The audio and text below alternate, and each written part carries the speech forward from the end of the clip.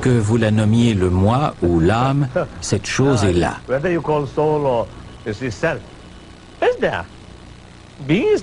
C'est être ici, maintenant. Bouddha a atteint le nirvana, l'état d'illumination totale, grâce à la méditation sur le vide, la méditation sur le non-moi. Mais qu'est-ce que le moi? Le moi peut-il connaître le non-moi? Sans le moi, personne n'agit. Personne ne médite.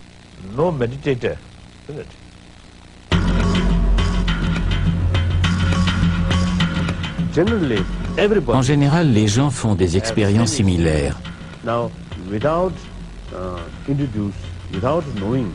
Sans même les connaître, il y a des gens qui, lors d'une première rencontre, vous rendent heureux. Et il y en a d'autres qui, sans raison aucune, vous rendent mal à l'aise. C'est que des éléments de vos vies antérieures sont à l'œuvre.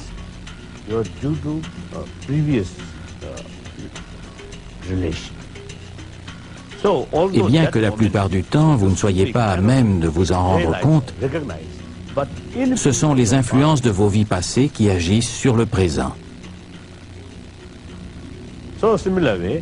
Il se passe le même phénomène avec les enfants. Certains excellent à l'école dans certaines matières. Ils apprennent très rapidement.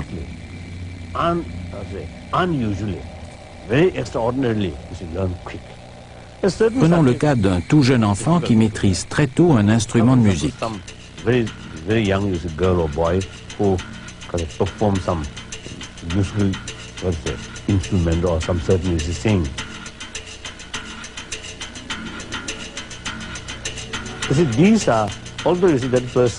Il est évident que cet enfant ne peut pas se souvenir de sa vie antérieure.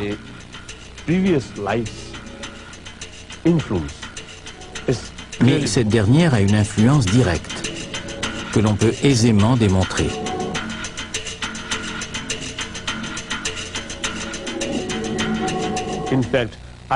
J'ai rencontré deux jeunes indiennes, l'une au Punjab et l'autre à Kanpur, au centre de l'Inde.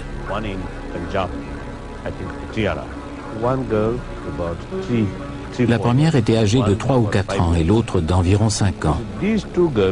Ces deux fillettes ont révélé leur vie antérieure d'une manière très claire. Je l'ai regardée et elle m'a reconnu. Elle m'a dit de cesser de pleurer, qu'elle était revenue.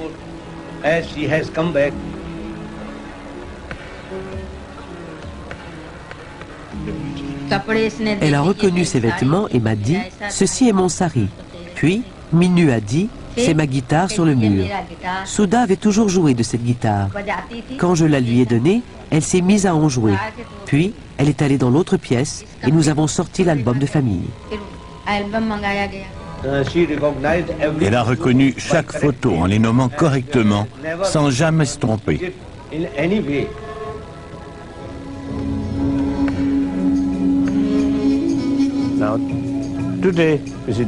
Nous disons maintenant que ces deux fillettes ont 4 parents, ceux de cette vie et ceux de la précédente. C'est tellement clair et évident que les parents précédents l'ont accepté comme leur enfant.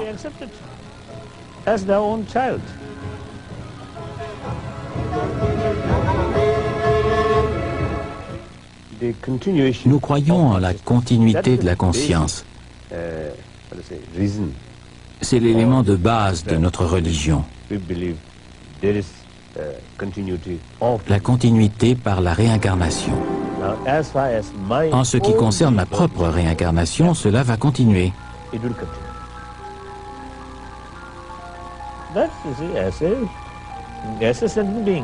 La nécessité de me réincarner émergera toute seule.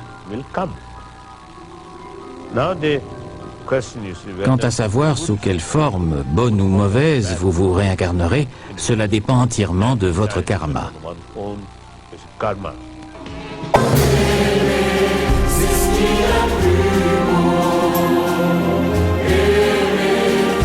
bon de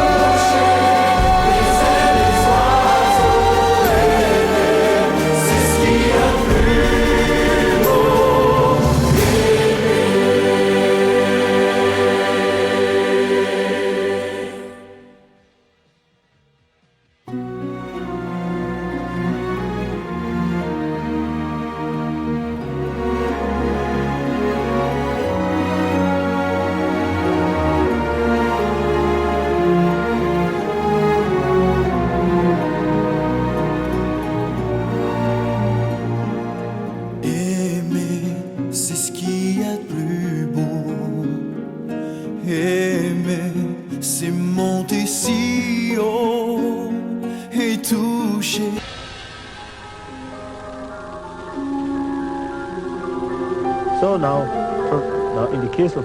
En ce qui concerne le corps, le passage au plan physique se fait à travers le sang et le sperme de vos parents.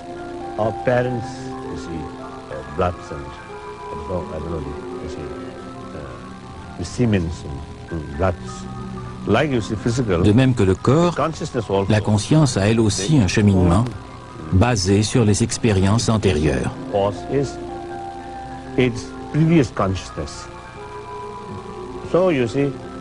La conscience d'aujourd'hui dépend de celle d'hier. Sans conscience antérieure, il ne pourrait y avoir de conscience tout court. Et lorsqu'on parle de conscience antérieure, on parle de vies antérieures.